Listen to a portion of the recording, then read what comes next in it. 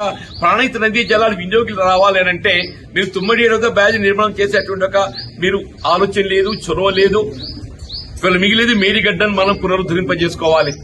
ఇప్పటికైనా కానీ ఏదైతుందో ఈ ప్రభుత్వం ఇంకా 2 ఏళ్లు ఉండబోతుందా, ఇంకా 2 ఏళ్లు ఉండబోతుందని చెప్పంటున్నా. ఇప్పటికైనా కళ్ళు తెరిచింది. ఇప్పటికే కళ్ళు తెరిచి నిన్నదాకా ఏమనుకున్నది, మేడిగడ్డ సాగు పెట్టి కేసీఆర్ గారిని దోషిగా నిలబెట్టే ప్రయత్నం చేసింది. కేసీఆర్ దోషి కాదు, ఈ తెలంగాణ రాష్ట్ర భవిష్యత్తు నిర్మాణం చేసినటువంటి ఒక స్ఫూర్తి తెలంగాణ రాష్ట్ర నిర్మాణాన్ని వీళ్ళ నిలబెట్టే విధంగా ఒక స్ఫూర్తిదాత అని చెప్పంటున్నా. వీళ్ళ మీరు గత వారం రోజులు గమనిస్తుంటే ఏ విధంగా కాళేశ్వరం ప్రాజెక్టు పునరుద్ధరింప చేసుకోగలుగుతాము, మేడిగడ్డ బ్యారేజ్ పునరుద్ధరింప చేసుకోగలుగుతాం అనే ఒక ఇవాళ ఎందుకంటే దోషి అయిపోతున్నాడు. ఇక్కడ 3 కాలాలు గడిచిపోయిందే ఈ వేసవితోని, ఇక మిగిలేదు 2 కాలాలు. ఈ 2 కాలాల్లో కూడా చేస్తా అంటే కూడా అవుతుందా కాదా తెలియదు కానీ చెప్తున్నా నేను.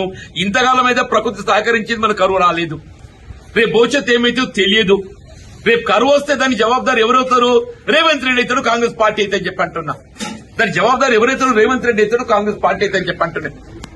దానికి ఏదైతుందో అదేదో ఇవాళ జ్ఞానోదయం అయినట్టు ఏదైతుందో ఏ సంతోషం. ఇప్పటికైనా we welcome it. Kaleshwaram project పునరుద్ధరింపబడటమే ఇలా తెలంగాణ రాష్ట్ర భవిష్యత్తుకు అది ఏకైక మార్గం అని చెప్పంటున్నాను. ఇప్పటికైనా కాంగ్రెస్ ప్రభుత్వం రేవంత్ రెడ్డి గారు వాస్తవానికి అనుగుణంగా కళ్ళు తెరిచినందుకు నేను సంతోషం అని చెప్పంటున్నాను.